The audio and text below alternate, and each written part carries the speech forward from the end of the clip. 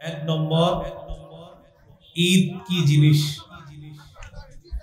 দুই নম্বর, ইসলামে ঈদ বলতে কি বোঝায়। তিন নম্বর, মিলাদুন নবী মানে কি। চার নম্বর, রাসূল সাল্লাল্লাহু আলাইহি সাল্লামের জন্ম বার কবে। পাঁচ নম্বর, রাসূল সাল্লাল্লাহু আলাইহি সাল্লামের জন্ম তারিখ কবে। ছয় নম্বর, 12ই রবিউল আউয়াল কেন্দ্র করে ঈদে মিলাদুন নবী নামক যে রেলি বের করা হয়, অনুষ্ঠান পালন করা হয়, এটা পৃথিবীতে কিভাবে আসলো। 7 নম্বর, জন্মদিনে রাসূল সাল্লাল্লাহু আলাইহি সাল্লাম কোনো আমল করতেন কিনা। 8 নম্বর, জন্মদিন কেন্দ্র করে কোন ধরনের বেদাত নিষিদ্ধ। 9 নম্বর, কেউ যদি প্রশ্ন করে 12ই রবিউল আউয়ালে যে জশ্নে জুলুস ইত্যাদি করা হয়, এগুলা তো নবী নিষেধ করেন নাই, এটার কি জবাব। 10 নম্বর, কেউ যদি বলে বেদাত অর্থ যদি হয় নতুন আবিষ্কার, তাহলে মাইক, লাইট, ফ্যান এগুলোও তো নতুন আবিষ্কার, এটার কি জবাব। 11 নম্বর, কেউ যদি বলে সব বুঝলাম, তাহলে আমার আব্বা গত 14 বছর যা করছে সব কি ভুল, এটার কি জবাব। 12 নম্বর, সর্বশেষ, বেদাতের পরিবর্তে আমাদের কি করণীয়। সংক্ষেপে এই 12টি কথা বললাম। এবার বিস্তারিত আমরা আলোচনাটা শুনি। যারা 12ই রবিউল আউয়াল কেন্দ্র করে বিভিন্ন অনুষ্ঠানে যোগ দেন তারাও শোনেন, যারা অনুষ্ঠানে যোগ দেন না মেহেরবানি করে তারাও শুনবেন। এই নিয়ত কেউ করবেন না, আপনি আপনারটা বলেন, আপনারটা সঠিক করো আর ভুল হোক আপনারটা মানবো না, আমি যা করছি আগে এটাই করবো, এরকম নিয়ত না করে এই নিয়ত করা যে আমার অতীতের করা যদি ভুল হয়, এই ভুল থেকে আমি ফিরে আসব, আর আমি যদি সঠিক করে থাকি তাহলে এই সঠিক কাজ ভবিষ্যতেও আমি চালু রাখবো ইনশাআল্লাহ। প্রথম কথা, ঈদ বলতে কি বোঝায়। ঈদ অর্থ হলো খুশি, আনন্দ। যে কোনো আনন্দকে ঈদ বলা হয়, খুশি বলা হয়, এটা হলো অর্থ। আনন্দ প্রকাশ করা, উৎসব প্রকাশ করা ঈদ। 2 নম্বর আলোচনা, ইসলামী শরীয়তে ঈদ বলতে কি বোঝায়। এটা গুরুত্বপূর্ণ আলোচনা। এ ব্যাপারে 3টি হাদিস পেশ করি। 1 নম্বর হাদিস, আবু দাউদের 1134 নম্বর হাদিস। এই হাদিসের বর্ণনাকারী সাহাবী আনাস ইবনু মালিক রাদিয়াল্লাহু তাআলা তিনি বলেন, লাম্মা কাদিমা রাসূলুল্লাহ সাল্লাল্লাহু আলাইহি ওয়াসাল্লাম আল মদিনা ওয়া লাহুম ইয়াওমান ইয়ালআবুনা ফীহিমা। রাসূলুল্লাহ সাল্লাল্লাহু আলাইহি ওয়াসাল্লাম যখন মদিনায় আগমন করলেন, তিনি দেখলেন মদিনাবাসী 2 দিনে উৎসব করে, আনন্দ করে, খেলাধুলা করে। فقال رسول الله صلى الله عليه وسلم ما هذان اليومان। রাসূলুল্লাহ সাল্লাল্লাহু আলাইহি সাল্লাম প্রশ্ন করলেন, এই 2 দিন কি দিন যে তোমরা আনন্দ উল্লাস করো, খেলাধুলা করো। তারা জবাব দিলেন, কুন্না নালআবু ফীহিমা ফিল জাহিলিয়া। আমরা জাহিলি যুগে এই 2 দিনে খেলাধুলা করতাম, আনন্দ উল্লাস করতাম, তাই এখনো করি। রাসূলুল্লাহ সাল্লাল্লাহু আলাইহি সাল্লাম বললেন, জাহিলি যুগের এই 2 দিনে যে তোমরা খেলাধুলা করতা, আনন্দ করতা, এগুলা আর করবা না। তাহলে কি করবা। ইন্নাল্লাহা ক্বাদ আবদালাকুম বিহিমা খায়রাম মিনহুমা ইয়াউমাল আযহা ওয়া ইয়াউমাল ফিতরি। আল্লাহ তাআলা তোমাদেরকে এই 2 দিনের পরিবর্তে ঈদুল আজহা এবং ঈদুল ফিতর নামে অতি উত্তম আরো 2টি দিন আল্লাহ তোমাদেরকে দান করেছেন।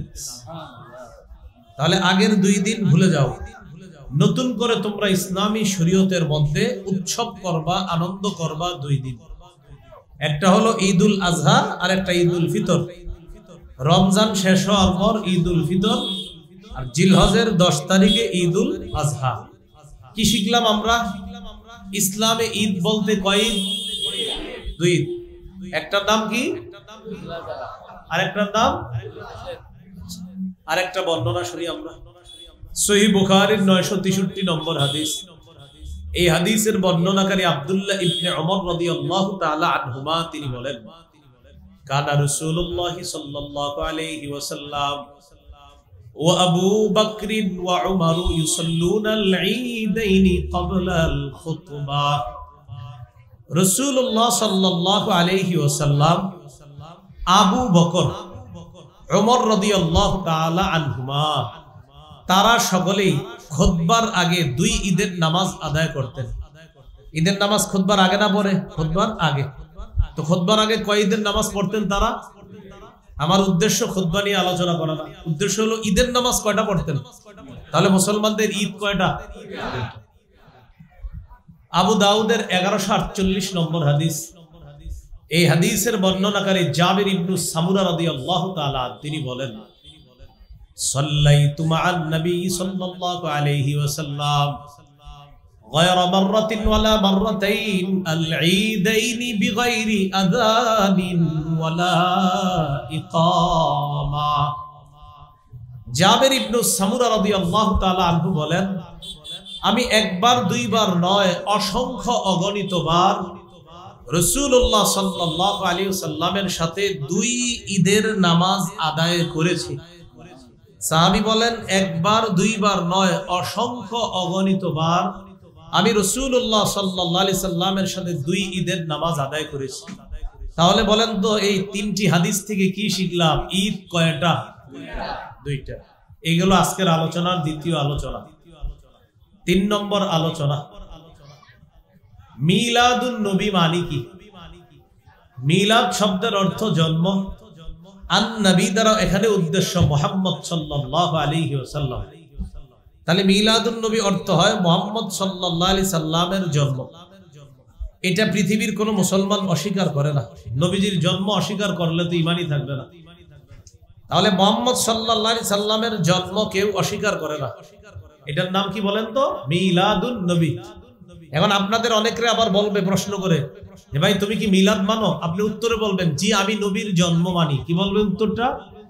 বলেন বলেন মিলাদ মানো, উত্তরে কি বলবেন? আমি নবীর।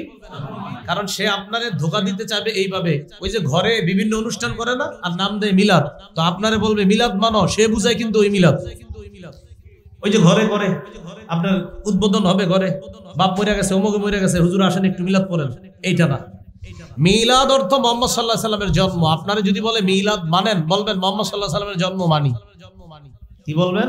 মুহাম্মদ সাল্লাল্লাহু আলাইহি সাল্লামের জন্ম মানি। হ্যাঁ, ধোঁকাবাজ আপনাকে ধোঁকা দিবে। এ হলো 3 নম্বর কথা। তাহলে বলেন মিলাদুন নবী অর্থ কি? মুহাম্মদ সাল্লাল্লাহু আলাইহি সাল্লামের জন্ম। আমি আপনাদেরকে প্রশ্ন করি, মিলাদ মানেন? সুন্দর উত্তর দেন, নবীর জন্ম। আচ্ছা, মিলাদ মানেন? হ্যাঁ, আপনারা উত্তরটা এইভাবে দিতে পারেন, বলবেন মিলাদ অর্থ যদি নবীর জন্ম হয় অবশ্যই মুসলমান নবীর জন্ম মানে। আর তুমি যদি অন্য কিছু বুঝাও সেটা মানি না। নবীর জন্ম অবশ্যই মানি, আমরা সবাই মানি। এই গেল তৃতীয় কথা। চতুর্থ কথা, জন্ম বার কবে নবীজি? নবীজি কি বারে জন্ম নিছেন? মুসনাদে আহমদ হাদিসের কিতাব 4 নম্বর খন্ড 172 নম্বর পৃষ্ঠা। এই হাদিসের মধ্যে আছে, ওয়ালিদা রাসূলুল্লাহ সাল্লাল্লাহু আলাইহি ওয়াসাল্লাম ইয়াউমাল ইসনাইন। রাসূলুল্লাহ সাল্লাল্লাহু আলাইহি সাল্লাম সোমবারে জন্মগ্রহণ করেছেন। কিবারে জন্মগ্রহণ করেছেন? সোমবারে। 5 নম্বর আলোচনা, নবীজির জন্ম তারিখ কবে? এটা মন দিয়ে শুনেন।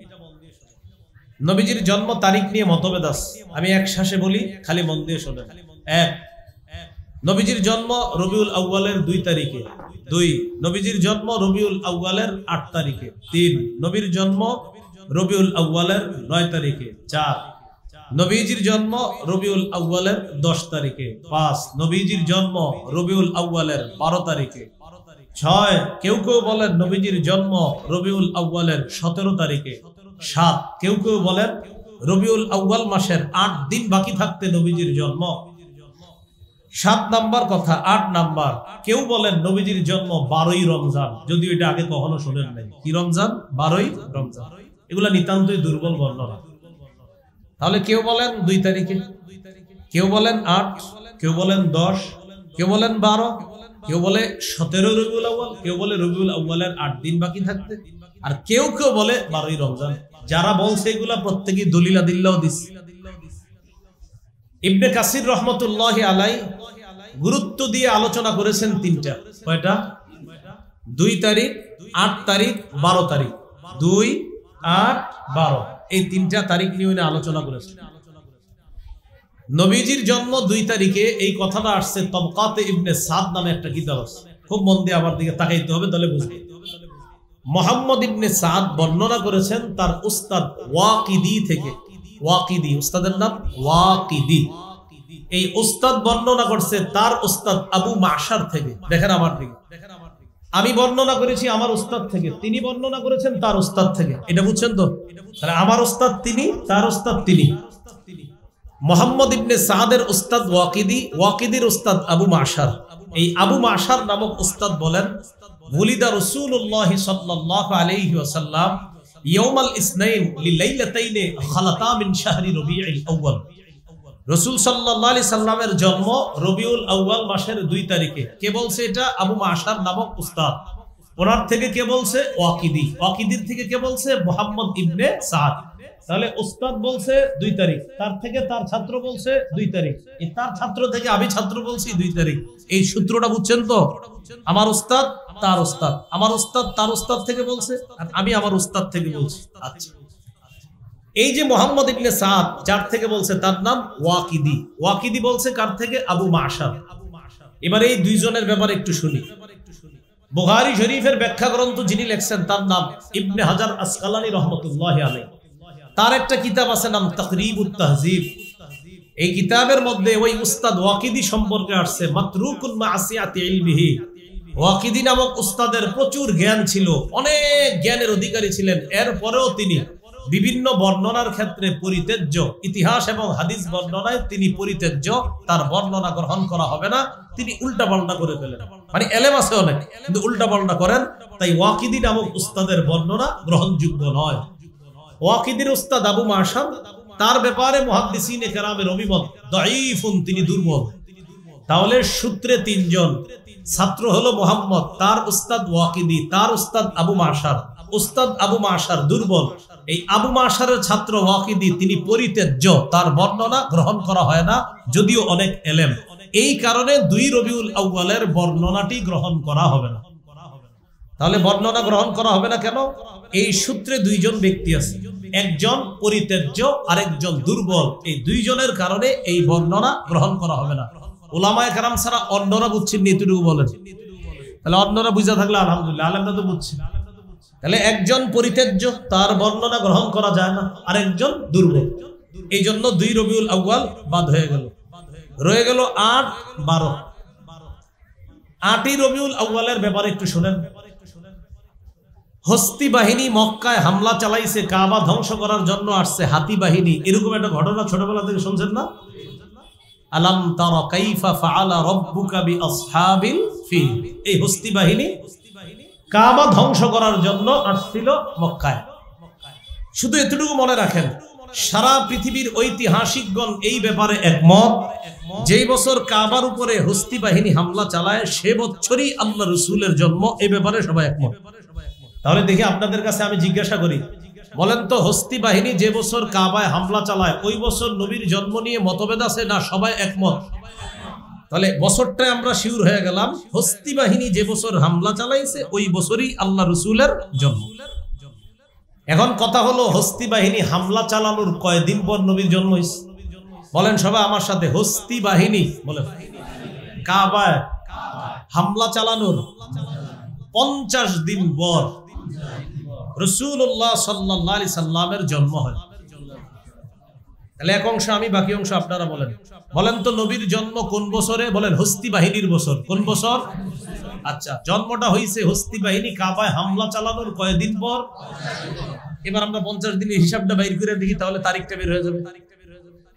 হস্তি বাহিনী কাবায় হামলা চালাইছে মুহররম মাসের 13 দিন বাকি থাকতে। তাহলে মুহররমের 13 দিন পেয়ে গেলাম। মুহররমের পরে কোন মাস? সফর। সফরের 30 দিন, মুহররমের 13 দিন। 30 আর 13 কত হয়? 43। সফরের পরের মাস রবিউল আউয়াল। রবিউল আউয়ালের 7 দিন বাকি থাকলে 7 দিন যাওয়ার পর যে সূর্যটা উঠবে, সূর্য ওঠার পরেই কিন্তু 8ই রবিউল আউয়াল। আরবি হিসাবগুলো গণনা কিভাবে হয়, যেমন আজকে সূর্য ডুবার পরেই কিন্তু আগামী কালের হিসাবটা শুরু হয়ে গেছে। তাহলে রবিউল আউয়াল মাসের 7 দিন যাওয়ার পরেই সূর্য ডুবে গেছে, তখনই হয়ে গেছে কত রবিউল আউয়াল? 8ই রবিউল আউয়াল। তাহলে আপনার এখন আসেন 7 দিন আর আগের 43 দিন, 43 আর সাথে কত হয়? 50। তাহলে 50 দিন পরে যদি নবীর জন্ম হয় তাহলে 8ই রবিউল আউয়াল। কত রবিউল আউয়াল? 8ই। আবার বলছি, হস্তি বাহিনী কাবায় হামলা চালাইছে যে বছর, ওই বছর নবীর জন্ম। এই ব্যাপারে সবাই একমত। বলেন তো হামলার কতদিন পর নবীর জন্ম? হামলা করেছে মুহররমের কয়দিন বাকি থাকতে? 13 দিন। মুহররমের 13, সফরের 30, 43, রবিউল আউয়ালের 7 দিন গিয়ে 8ম তারিখ শুরু, 7 আর 43 হয় 50। তাহলে আল্লাহ রাসূলের জন্ম 8ই রবিউল আউয়াল। এবং 8 তারিখের ব্যাপারে বিদগ্ধ উলামায়ে কেরাম একমত যে নবীজির জন্ম 8 তারিখে হওয়াটাই বিশুদ্ধ। কয় তারিখে হওয়া বিশুদ্ধ? কেউ কেউ বলেন গাণিতিক হিসাবে রাসূল সাল্লাল্লাহু আলাইহি সাল্লামের জন্ম 9 তারিখ হওয়া বিশুদ্ধ। কয় তারিখ? 9 তারিখ। তাহলে এতটুকু মনে রাখবেন, 8 অথবা 9, এই 2 তারিখের 1 তারিখে আল্লাহ রাসূলের জন্ম হওয়া, এই কথাটা হলো বিশুদ্ধ। বলেন এই কথাটা কি? এবার বলেন 12ই রবিউল আউয়াল, বলেন নবীজির জন্ম, এই কথাটি প্রসিদ্ধ হলেও বিশুদ্ধ নয়। কি বললাম? দুইটা বাংলা মনে রাখবেন, একটা বিশুদ্ধ আর একটা প্রসিদ্ধ। 8 অথবা 9 বিশুদ্ধ, 12ই রবিউল আউয়াল প্রসিদ্ধ হলেও বিশুদ্ধ নয়। যেমন কোরআনের আয়াত সংখ্যা 6666, এই কথাটি প্রসিদ্ধ। 6236 এটি হলো বিশুদ্ধ। 6236 কোরআনের আয়াত সংখ্যা, এটি হলো বিশুদ্ধ। আর 6666 এই কথাটি প্রসিদ্ধ।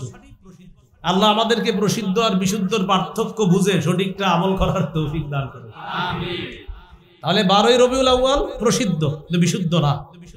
12ই রবিউল আউয়াল যে বিশুদ্ধ না, বর্ণনাটা একটু শুনি আমরা। 12ই রবিউল আউয়ালের বর্ণনাটা শোনাই আপনাদেরকে আমি। দেখেন, আন সাঈদ ইবনে মিনা আন আফফান ইবনে মুসলিমিন আন জাবির ইবনে আব্দুল্লাহ ওয়া আব্দুল্লাহ ইবনে আব্বাস রাদিয়াল্লাহু তাআলা আনহুমা ওলিদা রাসূলুল্লাহ সাল্লাল্লাহু আলাইহি ওয়াসাল্লাম ইয়াউমাল ইসনাইনি আস-সানি আশারা মিন শাহরি রবিউল আউয়াল। সাঈদ ইবনে মিনা তার উস্তাদ আফফান ইবনে মুসলিম থেকে বর্ণনা করেন, তিনি জাবের এবং আব্দুল্লাহ ইবনে আব্বাস রাদিয়াল্লাহু তাআলা আনহুমা থেকে বর্ণনা করেন, আল্লাহ রাসূল সাল্লাল্লাহু আলাইহি সাল্লামের জন্ম 12ই রবিউল আউয়াল। কত রবিউল আউয়াল? এবার কথা হলো, এই বর্ণনা বিশুদ্ধ নয় কেন? সূত্রটা দেখেন, আমি দেখেন বলি। সাঈদ আফফান, সাঈদ আফফান, সাঈদ বর্ণনা করছে তার উস্তাদ আফফান থেকে। বা সাহাবীদের ব্যাপারে কথা নাই, তারা তো এমনি গ্রহণযোগ্য। তাহলে সাঈদ বর্ণনা করছে আফফান থেকে। মজার ব্যাপার, সাঈদ যিনি ছাত্র, তিনিও একজন বিশুদ্ধ বর্ণনাকারী, আবার আফফানও বিশুদ্ধ বর্ণনাকারী। আপনাদের মাথায় এখন আসবে, হুজুর দুজন বিশুদ্ধ হলে বর্ণনা কেন বিশুদ্ধ হবে না? আজীব এক প্রশ্ন। আপনাদেরকে এইভাবে বুঝাবে যে সাঈদও বিশুদ্ধ, আফফানও বিশুদ্ধ, উস্তাদও বিশুদ্ধ, ছাত্রও বিশুদ্ধ। তাহলে উস্তাদ ছাত্র দুজন বিশুদ্ধ হলেও তাদের বর্ণনাটি কেন বিশুদ্ধ হবে না? দেখি আপনাদের মেধা পরীক্ষা করি, আমি বললেই বুঝে ফেলবেন। দেখেন, ছাত্র সাঈদ, এই সাঈদ ইবনে মিনা এই ছাত্রের জন্ম হইল 136 হিজরিতে। ছাত্রের জন্ম কত হিজরিতে? আর উস্তাদ আফফান ইবনে মুসলিম তার মৃত্যু হলো 110 হিজরিতে। আলেম ছাড়া অন্যরা মন দিয়ে শোনেন, আবার বলছি, ছাত্রের জন্ম 136 হিজরিতে, উস্তাদের মৃত্যু 110 হিজরিতে। উস্তাদ 110 হিজরিতে মারা গেছে, ছাত্রের জন্ম 136 হিজরিতে। কি বুঝছেন? হ্যাঁ, মাশাআল্লাহ, ছাত্র উস্তাদি আবার মাশাআল্লাহ। 110 হিজরিতে বিশুদ্ধ বর্ণনাকারী আফফান তার মৃত্যু, আর বিশুদ্ধ বর্ণনাকারী সাঈদ ইবনে মিনা তার জন্ম 136। কি বোঝা যায়? আসলে তারা ছাত্র উস্তাদ না। তার মানে মাঝখানে একটা বিচ্ছিন্নতা আছে। বলেন মাঝখানে কি আছে? এই বিচ্ছিন্নতার আরবি হলো ইনকিতা। আর ইনকিতা যে সনদে থাকে এটাকে বলা হয় মুনকাতি। আর মুনকাতি সনদ গ্রহণযোগ্য না। এজন্য 12ই রবিউল আউয়াল এই কথাটি প্রসিদ্ধ হলেও বিশুদ্ধ নয়। কেন? ওই যে উস্তাদ আর ছাত্রের মাঝখানে বিচ্ছিন্নতা আছে। বুঝে থাকলে বলেন তো, তারা কি আসলে উস্তাদ ছাত্র, না একজন আরেকজনকে দেখেই নাই? এজন্য ধোঁকাবাজির সুযোগ নাই, দুজন বিশুদ্ধ, সন্দেহ নাই। তাহলে কোন জায়গাটায়? ওই মাঝখানে গিয়ে ধরা খাবে যে আচ্ছা বুঝলাম বিশুদ্ধ, উস্তাদের মৃত্যু কবে আর ছাত্রের জন্ম কবে এটা একটু বলেন। তখন যখন ইতিহাস তালাশ করবেন দেখবেন উস্তাদ আর ছাত্র তাদের সাক্ষাৎই হয়নি। তাহলে 12ই রবিউল আউয়াল কথাটি প্রসিদ্ধ হলেও কি নয়? বিশুদ্ধ নয়। আচ্ছা, এবার আমি একটা আপনাদেরকে বুদ্ধি শিখিয়ে দিই, ঝগড়া থেকে বাঁচবেন কিভাবে। যেমন কেউ বলবে 8, কেউ বলবে 9, কেউ বলবে 10, কেউ বলবে 12। আপনাদেরকে যখন কেউ বলবে নবীজির জন্ম কবে, আপনারা আমার মতো বুদ্ধি করে একটা উত্তর দিবেন। কেউ যদি জিজ্ঞাসা করে, মনে করেন আমারে জিজ্ঞাসা করলেন নবীজির জন্ম কবে, সবাই একটু জিজ্ঞাসা করেন নবীজির জন্ম কবে, জিজ্ঞাসা করেন। এবার আমি উত্তরটা দিয়ে দেখেন, 8 থেকে 12ই রবিউল আউয়ালের মাঝে যে কোনো একদিন। হ্যাঁ, কি বললাম? রবিউল আউয়ালের মাঝে যে কোনো একদিন, বাস। আমারে আর কেউ ঝগড়া পাবে না। বলে আরে ভাই ঝগড়া করবো তো, একটু অন্য কিছু বলেন না, আমি তো বলেই দিছি। যদি কয় 8, আমি বলবো হ্যাঁ তাও ঠিক। যদি কয় 9, তাও ঠিক আছে। এটা হুজুর 10 তো আছে, 10ও আছে। 12 তো আছে, 12 আছে। আমি তো এই জন্য বললাম 8 থেকে 12। রাসূল সাল্লাল্লাহু আলাইহি সাল্লামের জন্ম 8 থেকে 12। বাকি এরপরে আমি বলে দিছি কিন্তু কোনগুলা উলামায়ে কেরামের নিকট বিশুদ্ধ, কোনগুলা প্রসিদ্ধ। আল্লাহ আমাদের সকলকে বুঝে শুনে বাড়াবাড়ি ছাড়াছাড়ি থেকে বাঁচার তৌফিক দান করেন, আমিন। আচ্ছা বলেন তো নবীজির জন্ম কবে? মাশাআল্লাহ, এইগুলো নবীজি সাল্লাল্লাহু আলাইহি সাল্লামের জন্ম তারিখ। আজকের 6 নম্বর আলোচনা, 12ই রবিউল আউয়াল কেন্দ্র করে রেলি, জোসনে জুলুস অথবা ঈদে মিলাদুন নবী পালন, এটা কবে থেকে শুরু হলো? আগে একটু মুখস্থ করি পরে বলি। বলেন 604 হিজরি, ইরাক, মুসুল, এই তিনটা মিলে বলি। এবার বলেন ইরাকের মুসুল শহরে বাদশাহ আবু সাঈদ মুজাফফর আবুল খাত্তাব ওমর ইবনে দিহিয়া নামক জনৈক দাম্ভিক আলেমের মাধ্যমে সর্বপ্রথম 604 হিজরিতে ঈদে মিলাদুন নবীর সূচনা করে। আমি একবারও কিন্তু আপনাদেরকে বলি নাই পালন করবেন না ছাড়বেন, শুধু একটু বললাম নবী দুনিয়া থেকে বিদায় নেওয়ার 604 বছর পরে এটা শুরু হয়েছে। কয় বছর পরে? এরপরে তো আপনারা অনেক বুদ্ধিমান, এই জন্য পালন করবেন। কয়শো বছর পরে? 604। তাহলে কয় হিজরিতে শুরু? 600। কোন দেশে, কোন শহর? মুসুল। বাদশার নাম আবু সাইদ, একটু মনে রাখলে হবে। বাদশার নাম, যে হুজুর দিয়ে শুরু করছে তার নাম আবুল খাত্তাব। বলেন একটু খালি মনে রাখলে হবে, কি নাম? আবার কোন দেশে, কোন শহর, কত হিজরি? জি বাদশা শুরু করছে তার নাম, আর যারে দিয়ে শুরু করছে তার নাম আবুল খাত্তাব। এই আবু সাইদ মুজাফফরের মৃত্যু হলো 630-এ, আর আবুল খাত্তাবের মৃত্যু হলো 633 হিজরিতে। যাই হোক, তাহলে এতটুকু শিখলাম, 604 হিজরিতে ইরাকের মসুল শহরে বাদশাহ আবু সাঈদ সর্বপ্রথম আবুল খাত্তাব ওমর ইবনে দিহিয়া নামক জনৈক আলেমের মাধ্যমে সর্বপ্রথম ঈদে মিলাদুন নবীর সূচনা দুনিয়াতে করে। এর আগে পৃথিবীতে এটার অস্তিত্ব ছিল না। আল্লাহ আমাদের সকলকে নব আবিষ্কৃত কোন রেলি, জশ্নে জুলুস অথবা বেদাতের গন্ধ থাকে এমন কাজ থেকে আল্লাহ আমাদেরকে হেফাজত করে। এই হলো আজকের আলোচনার 6 নম্বর আলোচনা। এবার এই হুজুরটার সম্পর্কে একটু জানি চলেন। কোন হুজুর? যারে দিয়ে শুরু করছে, কি নাম বলেন সবাই? এই আবুল খাত্তাবের ব্যাপারে ইবনে হাজার আসকালানী রহমতুল্লাহি আলাইহি বলেন, এই লোকটা কাসিরুল ওয়াকিআতি ফিল আইম্মাতি ওয়া ফিস সালাফ মিনাল উলামা। এই লোকটা অতীতের বড় বড় আলেমদের ব্যাপারে উল্টাপাল্টা কথা বলতো। লোকটা ছিল দাম্ভিক টাইপের, খাবিসুল লিসান, সব সময় গালিগালাজ করত। এখনো দেখবেন যারা এই বিষয়গুলো নিয়ে দলিলে পারে না, তারা সর্বশেষ একটা গালি দেয় আমাদেরকে। দলিলে না পারলে আমাদের আল্লামা আহমদ শফী সাহেব রহমতুল্লাহ আলাইহি সহ আরো বড় বড় উলামা কেরাম যারা, তাদের নাম নিয়ে তখন প্রথমে দলিলে যখন না পারে আর কি, সর্বশেষ অস্ত্র গালি দেয়। অত্যন্ত ভদ্রতার সাথে বলি, আমি চিন্তা করি আচ্ছা গালি দেয় কেন? তখন আমি ইতিহাস পেয়ে গেলাম, এই কাজ যে শুরু করছে এর স্বভাব ছিল গালি দেওয়া। তাই বংশ পরম্পরায় এখনো আমাদেরকে যারা গালি দেয়, ওই যে তাদের লিডার গুরু গালি দিছে, তাই এখনো তারা গালি দেয়। এটা কোনো আপনার এটা ইতিহাস, এই জন্য গালি দেয়। এর সুন্দরভাবে বলে দিবেন যে গালিটা কিন্তু এই কারণেই দিচ্ছেন, আপনাদের গুরু যিনি ছিলেন তিনি গালি দিতেন। এই হলো আপনার খবিসুল লিসান, ভাষা ছিল কর্কশ, গালিগালাজ মুখ দিয়ে ব্যবহার করত। শাদীদুল কিবরি, প্রচন্ড দাম্ভিক টাইপের মানুষ ছিল। মুতাহাবিনান, দুর্বল প্রকৃতির মানুষ, অলস টাইপের ছিল। আর শুধু উলামায়ে কেরামের বিরুদ্ধে কুৎসা রটনা করত, আর শুধু তাদেরকে গালিগালাজ করত, তাও বড় বড় ইমামদের নাম নিয়ে নিয়ে এসে গালিগালাজ করত। আল্লাহ আমাদেরকে হেফাজত করেন। এই তার মাধ্যমে সর্বপ্রথম এটার সূচনা হয়। আজকের আলোচনার 7 নম্বর আলোচনা। কত গেল? 6 গেল না? হ্যাঁ 6 তো গেল। হ্যাঁ 7 নম্বর আলোচনা। মিলাদুন নবী মানে জানি কি?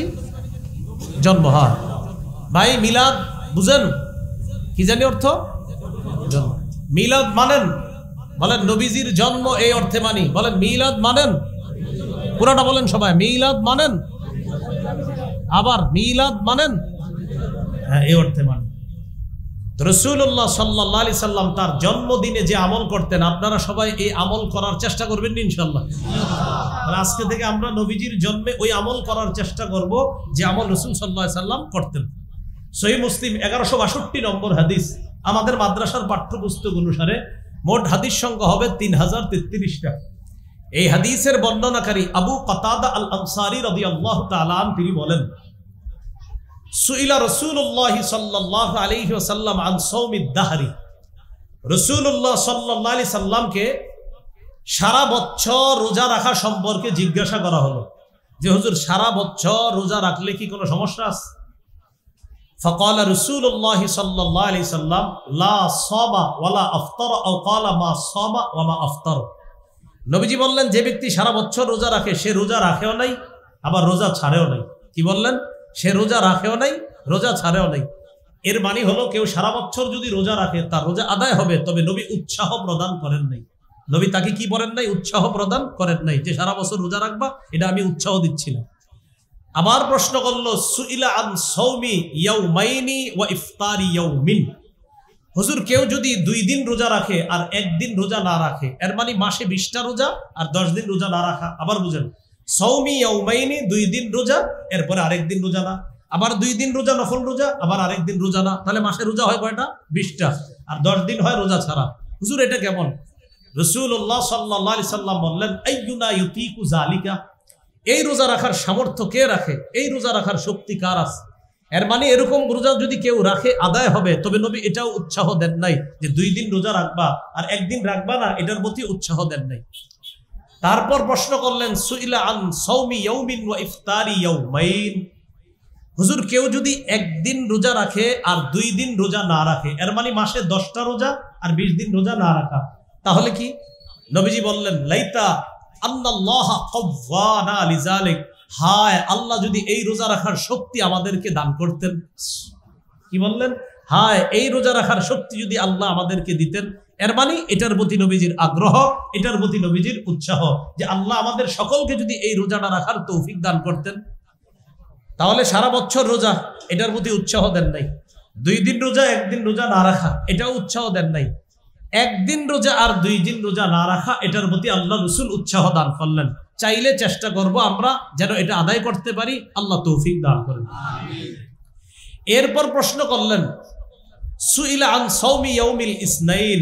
হুজুর সোমবারের রোজার ব্যাপারে আপনার কাছে জানতে চাই। ফাকাল রাসূলুল্লাহ সাল্লাল্লাহু আলাইহি ওয়াসাল্লাম, ইয়াউমুন বুলিতু ফীহি। সোমবার এমন একটা দিন যেই দিনে আমার জন্ম, তাই ওই দিন আমি রোজা রাখি। সোমবারে নবীজির কি? ওই দিনে নবীজি কি রাখেন? সোমবার বছরে 1 দিন, হ্যাঁ সপ্তাহে 1 দিন। তাহলে সোমবার কি বছরে 1 দিন না প্রতি সপ্তাহে? অতএব কেউ যদি বলে রাসূল সাল্লাল্লাহু আলাইহি সাল্লামের জন্মদিনে আমি আমল করতে চাই, ওই ব্যক্তির জন্য আশিকে রাসূল হিসাবে আমল হলো প্রতি সপ্তাহে সোমবার রোজা রাখা। বছরে একদিন অনুষ্ঠান করলেন আর খাইলেন, নবী জন্মদিনে রোজা রাখলেন, আপনি খাইলেন, নবী জন্মদিনে রোজা রাখলেন আর আপনারা খানার আয়োজন করলেন, এটা কেমন কথা আমারে বলেন? আমি শরীয়ত বলছি না, শুধু এটা জিজ্ঞাসা করছি আপনাকে। নবী রাখলেন রোজা আর আপনি বছরে একদিন তাও রোজা না খাইলেন, তো নবী করলেন রোজা রাইখা না খায়া আমল, আর আপনি খাইলেন, শুধু খাইলেন না আরো অনেক এরকম বিলি করলেন, বিতরণ করলেন খুশিতে। নবী কি খাইছেন না রোজা রাখছেন? না, আপনি তো খাইলেন, জোহর থেকে শুরু করলেন। তাহলে আমরা একটা কথা স্পষ্ট হলো, নবীজি জন্মদিনে কি করতেন? বছরে একদিন না প্রতি সপ্তাহে? কি বারে? এই আমল রাসূল সাল্লাল্লাহু আলাইহি সাল্লাম জন্মদিনে করতেন। যদি কেউ চেষ্টা করেন এটা আপনি করতে পারেন। আল্লাহ আমাদেরকে প্রকৃত আশিক রাসূল হওয়ার তৌফিক দান করুন, আমিন। এগুলো আজকের আলোচনা, 7 নম্বর আলোচনা। 8 নম্বর আলোচনা, 12ই রবিউল আউয়ালকে কেন্দ্র করে কোন ধরনের র্যালি, জশ্নে জুলুস, জন্মদিন ইত্যাদি পালন করা বেদাত। যারা এই বেদাতে শামিল হবে তারাও বেদাতীদের অন্তর্ভুক্ত হয়ে আবু দাউদের 4608 নম্বর, 4607 নম্বর হাদিস অনুযায়ী রাসূলুল্লাহ সাল্লাল্লাহু আলাইহি সাল্লাম বলেন, ইয়াকুম ওয়াল মুহদাসাত, তোমরা দ্বীনের মধ্যে নতুন নতুন বিষয় আবিষ্কার করা থেকে বাঁচো। ফাইন্না কুল্লা মুহদাসাতিন বিদআহ, প্রত্যেক নতুন আবিষ্কার বেদাত। ওয়া কুল্লা বিদআতিন দালালাহ, প্রত্যেক বেদাত হলো পথভ্রষ্টতা।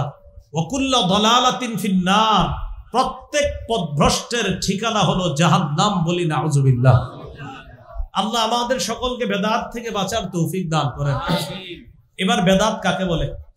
সহিহ বুখারীর বর্ণনা 2697 নম্বর হাদিস, 2697 নম্বর হাদিস।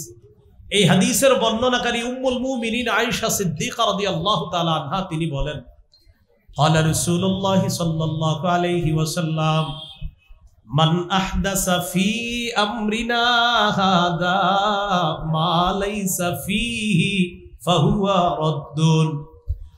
রাসূলুল্লাহ সাল্লাল্লাহু আলাইহি সাল্লাম বলেন, যে ব্যক্তি আমাদের শরীয়তের মধ্যে ইবাদতের নামে সওয়াবের আশায় নতুন কিছু আবিষ্কার করে, এটা বেদাত। এই বেদাত সদা সর্বদা পরিত্যাজ্য। তাহলে ইসলামের মধ্যে সওয়াবের আশায় ইবাদতের নামে নতুন কিছু আবিষ্কার করা বেদাত, এই বেদাত পরিত্যাজ্য। ইমাম মালিক রহমতুল্লাহি আলাইহি বলেন, মান ইবতাদা ফিল ইসলামি বিদআতান ইয়ারাহা হাসানা ফাকাদ জাআমা আন্না মুহাম্মাদান খানার রিসালা। যে ব্যক্তি ইসলামের মধ্যে নতুন কোন বেদাত চালু করে আর যদি এটাকে সে উত্তম মনে করে, যেমন এই এলাকার মসজিদের ইমাম খতিবরা বেদাতের ব্যাপারে বুঝানোর পর এলাকার কিছু মুসল্লি খতিব সাহেবকে আসরের পরে গিয়ে চুপি চুপি বলে, হুজুর আপনি যেই বিষয়গুলো বেদাত বলেন আমি কিন্তু বুঝি। এটা বইলা হুজুরে বলে কি, হুজুর আপনি ওই কাজটারে বেদাত বলেন তাই না? তো হুজুর কয়, হ্যাঁ। হুজুর এটা করলে তো আমার দিলের ভিতরে একটা হিট আসে। বেদাত করলে ওনার দিলে হিট আসে, আর কি আসে? চোখে পানি আসে, মনের ভিতরে একটা আবেগ কাজ করে। আপনি যদি বেদাত করার পরে বলেন যে আমার চোখে পানি আসে, তাই বেদাত জায়েজ। যে ব্যক্তি ইমোশনাল কোন সিনেমা নাটক দেখে এসে বলে আমার চোখে পানি আসে, কি বলবেন তারে? যদি কোন ব্যক্তি বলে নাটক সিনেমা দেখলে তার কান্না আসে, যে ব্যক্তি বেদাতগিরি করে বললো আমার চোখে পানি আসে, তো আরেক ব্যক্তি বললো আমারও তো নাটক সিনেমা দেখলে কান্না আসে, তো কি বলবেন? যদি বলেন আপনার কান্না জায়েজ, তো বেদাতটাও জায়েজ। তাহলে সব চোখের পানি দেখ না। আপনি যদি বেদাত করেন আর বলেন চোখের পানি আসে, দিলে হিট আসে, অন্তর নরম হয়, কেউ এসে বলে আমি নাটক সিনেমা দেখলে অন্তর নরম হয়, দিলে হিট আসে, চোখে পানি আসে, সেম কথা। এই জন্য বেদাত করবেন আর চোখে পানি আসবে, সামনের দিকে এইসব কথা আর বললেন না। ইমাম মালিক বলেন, বেদাতগিরি করে আর এটাকে উত্তম মনে করে সে কেমন যেন এই কথা বলতে চায়, মুহাম্মদ সাল্লাল্লাহু আলাইহি সাল্লাম তার দায়িত্ব পালনে ত্রুটি করে গেছে, সে আসছে নতুন করে এটাকে পূর্ণ করতে। আল্লাহ আমাদেরকে হেফাজত করে। নবীজি কি পূর্ণাঙ্গ দিন রেখে গেছে না অপূর্ণাঙ্গ? পূর্ণাঙ্গ। দলিল সূরা মাইদার 3 নম্বর আয়াতে আল্লাহ তাআলা বলেন, আল-ইয়াউমা আকমালতু লাকুম দীনাকুম, আজ আমি তোমাদের জন্য তোমাদের দ্বীনকে পূর্ণাঙ্গ করে দিলাম। সুবহানাল্লাহ। বেদাতের কিছু ভয়াবহতা শুনি। আমার সাথে একটু সবাই বললে মনে থাকবে, বলেন বেদাতি ব্যক্তি, বেদাত নামক কর্মকাণ্ড থেকে ফিরে আসার আগ পর্যন্ত, ছেড়ে দেওয়ার আগ পর্যন্ত আল্লাহ তাআলা বেদাতির তাওবা কবুল করবেন না। একজন বেদাতি বেদাত ছাড়ে না আর বলে আস্তাগফিরুল্লাহ আস্তাগফিরুল্লাহ আস্তাগফিরুল্লাহ, নবীজি সাল্লাল্লাহু আলাইহি সাল্লাম বলেন তওবা কবুল হবে না, তওবা কবুল হবে না, তওবা কবুল হবে না। কেন? তুমি তো বেদাত ছাড়ো নাই। দলিল সুনানে দারিমি হাদিসের কিতাব 54 নম্বর হাদিস, ক্বালা রাসূলুল্লাহ সাল্লাল্লাহু আলাইহি ওয়াসাল্লাম ইন্নাল্লাহা হাজাবাত তাওবাতা আন কুল্লি সাহিবি বিদআতিন হাত্তা ইয়াদা বিদআতা। রাসূলুল্লাহ সাল্লাল্লাহু আলাইহি সাল্লাম বলেন, আল্লাহ তাআলা প্রত্যেক ওই ব্যক্তির তওবা কবুল করেন না, প্রত্যেক ওই বেদাতির তওবা কবুল করেন না যতক্ষণ সে তার বেদাত নামক কর্মকাণ্ড না ছাড়বে, ততক্ষণ তার বেদাত নামক কর্মকাণ্ড থেকে আল্লাহ তাআলা তার তওবা কবুল করবেন না যতক্ষণ সে এই বেদাতটা না ছাড়বে। হাতে পায়ে ধরে বলি বাবারা, ভাইয়েরা, আল্লাহর হস্তে কারো প্ররোচনায় প্ররোচিত হয়ে বেদাতগিরি করেন না। অতীতে করেছেন, ছেড়ে দেন। আলেমদের কাছে যান, মাদ্রাসা যান, বর্মি বড় মাদ্রাসা আছে দাওরা হাদিস, এখানে যান। ওলামায়ে হযরতদের কাছে গিয়ে জিজ্ঞাসা করেন, হুজুর অতীতে ভুল করলে ভুল, আল্লাহর হস্তে একটু বুঝায় দেন, আমরা কোন কোন কাজগুলো অতীতে বেদাত করছি আমাদেরকে চিহ্নিত করেন, সামনে থেকে আর করব না ইনশাআল্লাহ।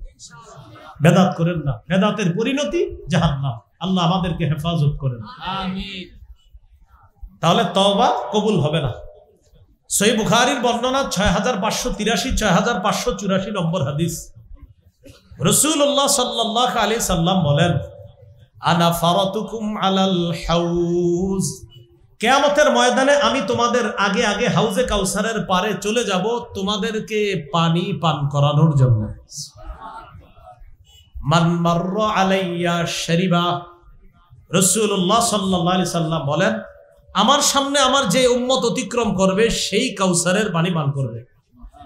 ওয়ামান শারিবা লাম ইয়াজমা আবাদা, আমার উম্মত যেই হাউজে কাউসারের পানি পান করবে সে আর কখনো পিপাসার্ত হবে না। নবীজি সাল্লাল্লাহু আলাইহি সাল্লাম বলেন, সুম্মা লা ইয়ারিদান্না আলাইয়া আকওয়াম আ'রিফুহুম ওয়া ইয়া'রিফুনানি, এরপর আমার সামনে একদল মানুষ আসবে যাদেরকে আমি চিনব, তারাও আমাকে চিনবে, আমি চিনব তারা আমার উম্মত, তারা চিনবে আমি তাদের নবী। তাহলে নিয়ম অনুযায়ী পানি পান করাবে। ঘটনা কি ঘটে গেছে দেখেন, সুম্মা ইউহালু বাইনি ওয়া বাইনাহুম, আমার মাঝে আর তাদের মাঝে প্রতিবন্ধকতা সৃষ্টি করে দেওয়া হবে। আমি আল্লাহ তাআলাকে বলবো, আকুলু ইয়া রাব্বি ইন্নাহুম মিন্নি, আমি বলবো আল্লাহ তারা তো আমার উম্মত, আমি পানি পান করাবো। ইউকালু ইন্নাকা লা তাদরি মা আহদাসু বা'দা, আল্লাহর পক্ষ থেকে জবাব দেওয়া হবে, হাবিব আপনি জানেন না, আপনি দুনিয়া থেকে চলে আসার পর তারা কত কত নতুন বেদাত আবিষ্কার করেছে, আপনি জানেন না, তাই আজকে আপনি তাদেরকে পানি পান করাতে পারবেন না। এই কথা শুনে রাসূল সাল্লাল্লাহু আলাইহি সাল্লাম বলেন, সুহকান সুহকান লিমান গায়্যারা বা'দি, আমি তখন বলবো দূর হও আমার সামনে থেকে, দূর হও যারা আমার দ্বীনকে পরিবর্তন করে দিয়েছ। আমি পূর্ণাঙ্গ শরীয়ত রেখে আসলাম, আর এটার মধ্যে যারা পরিবর্তন ঘটিয়েছ, আমি তোমাদেরকে পানি পান করাইতে চেয়েছিলাম, আমি তোমাদের চেহারাটাও দেখতে চাই না, আমার সামনে থেকে সবাই দূর হও, তোমরা বেদাতগিরি করেছো, আমি তোমাদের চেহারাটাও দেখতে চাই না। যেই নবী কাউসারের পানি পান করাইতে চাইলেন তিনি আর দেখতে চান না তাদেরকে। এই জন্য প্রিয় ভাইয়ারা, বেদাত নামক কোনো কর্মকাণ্ডে যোগ দিয়েন না। রবিউল আউয়াল মাস আসলে অনেক এলাকায় এই কাজগুলা বংশীয় পরম্পরায় করে কিছু বেদাত, ওই অতীতে করত, এই জন্য আপনি করেন। আপনার হাতে ধরি পায়ে ধরি এই কাজ আপনি করবেন না। আমি মঞ্চ থেকে নামার পর যদি চুপে চুপে বলেন আপনার পায়ে ধরতে, আমি তাও রাজি আছি আপনার পায়ে ধরতে। আপনি অতীতের এই কাজ ভুল করেছেন, এটা আপনি ছেড়ে দেন। যদি বলেন মঞ্চে ধরতে, আসেন আমি মঞ্চে ধরবো। যদি বলেন এখানে লজ্জা পান, আমি বের হওয়ার পরে কোথাও আড়ালে গিয়ে বলবেন হুজুর আমার পায়ে ধরেন, তাহলে আমি বেদাত ছাড়বো, আমি আপনার পায়ে ধরবো, আপনি এটা ছাড়েন। আল্লাহর কসম করে বলছি, এখানে আসলে এখানেই পায়ে ধরবো, আসেন। আপনি তো জাহান্নামী কাজ করতেছেন, আল্লাহর রাস্তে কাজ করেন না, বেদাতকে সমর্থন করেন না, বেদাতের মধ্যে নিজেরা জড়িয়ে যাবেন না। আল্লাহ আমাদেরকে হেফাজত করেন। আরেকটা ভয়াবহতা দেখেন, অনেক মানুষ আছে যারা এলাকায় নিজে বেদাত করে, আবার অন্য বেদাতিকে আশ্রয় দেন। অন্য বেদাতি কি করে? আশেপাশের ইমাম খতিবদেরকে হুমকি দিয়ে দেয়, হুজুর ওনারে কিছু বলতে সাবধান। কেন? ওনারে আমি প্রোটেক্ট করি, আমি আশ্রয় দিছি ওনাকে, আপনারা কিছু করেন না, সাবধান। তো হুজুররাও দূর দূরান্ত থেকে এখানে আসছে, ওনারাও কিছু বলে না, ঠিক আছে ভাই। উনি এলাকার 2-3 কাঠা জায়গা হেরে দিয়ে দিছে যে আপনি এখানে একটা আস্তানা বানান, আর আপনি যত বেদাত আছে এখান থেকে সাপ্লাই দিবেন। এরকম একটা আস্তানা বানানোর জন্য জায়গাও দিয়ে দিছে। এবার বুখারীর হাদিস শুনেন, 3172 নম্বর হাদিস। قال رسول الله صلى الله عليه وسلم, রাসূলুল্লাহ সাল্লাল্লাহু আলাইহি সাল্লাম বলেন, মান আহদাসা ফিহা হাদাসা আও আওয়া মুহদিসা ফালাইহি লানাতুল্লাহ ওয়াল মালাইকাতি ওয়ান নাসি আজমাইন। যে কোনো বেদাত করে অথবা কোনো বেদাতিকে আশ্রয় দেয়, যে নিজে বেদাত করে অথবা কোনো বেদাতিকে আশ্রয় দেয়, তার উপর আল্লাহর অভিশাপ, ফেরেশতাদের অভিশাপ, সারা দুনিয়ার সমস্ত মানুষের অভিশাপ। আর একটা কথা শোনেন, এলাকার অনেকে মিলে হয়তো মাঝে মাঝে বেদাতি কোনো মাহফিল করেন, আর এখানে কোনো বেদাতিকে দাওয়াত দেন, আর লাখ লাখ জনগণ উপস্থিত হন। যারা দাওয়াত দিয়ে আনছেন তাদের উপর আল্লাহর অভিশাপ হবে, আর যে বেদাতিকে আশ্রয় দিয়েছেন তার উপর আল্লাহর অভিশাপ হবে। এই জন্য ভবিষ্যতে বেদাতি কোনো আয়োজন করতে একটু বুঝে শুনে করবেন। আপনি কি জাহান্নামে যাইতে চান নাকি যাইতে চান না, তাই এটা মাথায় রেখে আয়োজনটা করবেন। আমি তো বললামই, এই আয়োজন আপনি এই কারণে করেন যে আমাদের বংশ পরম্পরায় করে আসছে তাই করতেছি, না, এই কাজ আর করবেন না। তাহলে কি বললাম, এরকম মঞ্চে কোনো বেদাতিকে যদি বসায়া দেন আর আপনারা তাকে আশ্রয় প্রশ্রয় দিলেন, এটা ওই হাদিসের অন্তর্ভুক্ত হবে যে বেদাতিকে বেদাত সাপ্লাইয়ের সুযোগ কেন করে দিল। আবার কি বলে জানেন, মাইকে বৈশা বলার পরে বলে কি, নবী প্রেমে দলিল লাগে না। কি বলে? মানে বেদাত করবে আর বলবে এগুলোর দলিল লাগে না। তো এরকম অনেক আলেমদের নাম ধরে ধরে বলবে যে অমুকরা বলে, ওহাবিরা বলে দলিল লাগে। বলেন সবাই নবী প্রেমে কি দলিল, এরকম বলবে আর কি, সামনে যারা আছে। তো সবাই বলে ঠিক, লাখ লাখ মানুষ বুঝলেও ঠিক না বুঝলেও ঠিক, এরাও কয় হ্যাঁ ঠিকই তো, নবী প্রেমে দলিল লাগে না, এরকম বলে। এবার হাদিসে দেখি নবী প্রেমে দলিল লাগে কিনা। সহিহ মুসলিমের বর্ণনা। ওই সমাজে অনেক মানুষ আছে, এদেরকে দাওয়াত দিতে গেলে কি বলবে দেখবেন, ভাই মসজিদে চলেন, জন জন, এরকম আপনি বারবার দাওয়াত দিলে বলে শেষমেশ যখন বলবেন ভাই আল্লাহকে ভালোবাসেন, নবীকে ভালোবাসেন, তো মসজিদে চলেন। এই মেয়ে আপনার থেকে নবীর প্রেম আমার মধ্যে কম আছে, আপনার ডায়লগ দিবে, নামাজ না পড়লেও নবীর প্রেম আছে। কি বলবে? নামাজ না পড়লেও নবীর প্রেম। অসংখ্য মানুষ পাবেন। এবার নবীজি কি বলে দেখেন। এক সাহাবী নবীজির খেদমত করছে, মাশাআল্লাহ, আমাদের মাদ্রাসার ছাত্ররাও ওস্তাদদের খেদমত করে। তো এরকম এক সাহাবী রাসূল সাল্লাল্লাহু আলাইহি সাল্লামের খেদমত করছে। খেদমত করার পর নবীজি তাকে বললেন, সাল, এই তুমি আমার কাছে কিছু চাও, যা চাইবা তাই দিব, চাও। সাহাবী বুদ্ধি করে বললেন, ইন্নী আসআলুকা মুরাফাকাতাকা ফিল জান্নাহ, হুজুর আমি জান্নাতে আপনার আশেপাশে থাকতে চাই, সুবহানাল্লাহ, আপনার সাথী হতে চাই। সাহাবীকে নবীজি বললেন, আও গায়রা যালিক, এছাড়া অন্য কিছু চাও না? কয় না, এটাই চাই, আমি জান্নাতে আপনার আশেপাশে থাকবো। চিন্তা করেন কি বুদ্ধি করে জবাব দিস। আমরা মনে কইতাম 10 তলাটা বাড়ি লাগবে, এরকমই তো, তাও কি কইতাম। নবীজি বললেন, আমার আশেপাশে যদি থাকতে চাও একটা আমল বাড়ায়া দিবা। এই আমলটা সবাই করবো না ইনশাআল্লাহ। নবীজি সাল্লাল্লাহু আলাইহি সাল্লাম বললেন, আইন্নি আলা নাফসিকা বিকাসরাতিস সুজুদ, আজকে থেকে বেশি বেশি নামাজ পড়বা, রুকু করবা, সিজদা করবা। যত বেশি নামাজ পড়বা, যত বেশি রুকু করবা, যত বেশি সিজদা করবা, জান্নাতে আমার তত কাছে থাকতে পারবে। সুবহানাল্লাহ। হে কয় নামাজ না পড়লে প্রেম আছে? নবীজি কয় নামাজ পড়লে প্রেম, হে কয় না পড়লে। তাহলে নামাজ ছেড়ে প্রেম না ধরে প্রেম? আল্লাহ তাআলা কোরআনে বলেন, উসজুদ ওয়াকতারিব, সেজদা দাও কাছে আসো, সেজদা দাও কাছে আসো, সেজদা দাও কাছে আসো। তাহলে আল্লাহর কাছাকাছি হওয়ার উপায়ও নামাজ, জান্নাতে নবীর কাছাকাছি থাকার উপায়ও নামাজ। এক অংশ আমি, বাকি অংশ আপনারা জোরে বলবেন, আল্লাহর কাছাকাছি হওয়ার সেরা উপায় নামাজ, জান্নাতে নবীর কাছাকাছি থাকার শ্রেষ্ঠ উপায় নামাজ। নামাজ ধরে আল্লাহ প্রেম না ছেড়ে আল্লাহ প্রেম? নামাজ ছেড়ে নবী প্রেম না ধরে নবী প্রেম? আল্লাহ আমাদেরকে বুঝার তৌফিক দান করুন। তাহলে দলিল লাগেনি? কয় দলিল লাগে না, এগুলা বইলা টইলা আপনাদেরকে সামনে যারা আছে কয় ঠিক এরকম। আল্লাহ আমাদেরকে হেফাজত করে। তাহলে গেল বেদাতের ভয়াবহতা, গেল বেদাত থেকে যেন আল্লাহ আমাদের সকলকে হেফাজত করেন। এগুলো আজকের আলোচনার 8 নম্বর আলোচনা। রবিউল আউয়াল মাস কেন্দ্র করে আমরা কোনো বেদাত করব না, বলেন ইনশাআল্লাহ। ইনশাআল্লাহ। 9 নম্বর, অনেক ভাইদেরকে বলতে শোনা যায় যে নবীজি তো নিষেধ করেন না এগুলা করতে, কি বলে নবীজি তো নিষেধ করেন না এগুলা করতে, এটার জবাব কি? উত্তর, নবীজি নিষেধ করেন নাই, কিন্তু রাসূল সাল্লাল্লাহু আলাইহি সাল্লাম হাদিসে বেদাতের মূলনীতি বলে দিয়েছে। ওই মূলনীতির আলোকে আপনাদের কাজ বেদাত, তাই এটা বেদাত। নবীজি নিষেধ করেন নাই, কিন্তু নবীজি বেদাতের মূলনীতি বলছে। ওই যে বুখারীর 2697 নম্বর হাদিস, ইসলামের মধ্যে ইবাদতের নামে সওয়াবের আশায় নতুন কিছু করলে এটা বেদাত। আপনি জিজ্ঞাসা করবেন, তো আপনারা যা করেন কি সওয়াবের আশা করেন না? টেনশনে পড়ে যাবে। যদি বলে না, তাহলে করেন কেন? উনি যদি বলেন না, তাহলে আপনি বলবেন করেন কেন? যদি বলে হ্যাঁ, তখনই বলবেন হ্যাঁ ভাইয়া, নবীজি বলছে ইবাদতের নামে সওয়াবের আশায় নতুন কিছু করলে এটা বেদাত। প্রথমে প্রশ্ন করবেন, এটা যে করেন সওয়াবের আশায় না সওয়াব ছাড়া? তো বলবে কোনো সওয়াবের আশা নাই। যদি বলে, তো বলবেন তো এই কাজ করাই দরকার নেই। আর যদি বলে সওয়াবের আশায়, তখন মূলনীতি বলবেন সওয়াবের আশায় ইসলামের মধ্যে নতুন কোনো আমল চালু করে এটা করা, এটার নাম বেদাত। এই বেদাত পরিত্যাজ্য। এগুলো 9 নম্বর কথা। 9 নম্বর কথার উপর কেন্দ্র করে 10 নম্বর কথা আপনাদেরকে পেঁচে ফেলাবে। লাইট, ফ্যান, এইগুলা নতুন আবিষ্কার, তো এইগুলো তো বেদাত। আমি আপনাদের কাছে জানতে চাই, আজকে মাগরিবের নামাজে যে যারা মসজিদে নামাজ পড়ছেন, কারেন্ট ছিল কিনা? এখানে কারেন্ট ছিল কিনা? আচ্ছা, যদি কারেন্ট না থাকতো, ফ্যান না থাকতো, লাইট না থাকতো, আপনারা কি মাগরিব পড়তেন না? আগামী 100 বছর যদি বাংলাদেশে কারেন্ট, বিদ্যুৎ, গ্যাস কিচ্ছু না থাকে, আমরা কি নামাজ পড়বো না? বোঝা গেল লাইট, ফ্যান, বিদ্যুৎ এগুলোর সম্পর্ক শরীয়তের না। হলে ভালো, না হলেও সমস্যা নাই, আমরা আল্লাহর হুকুম পালন করবো।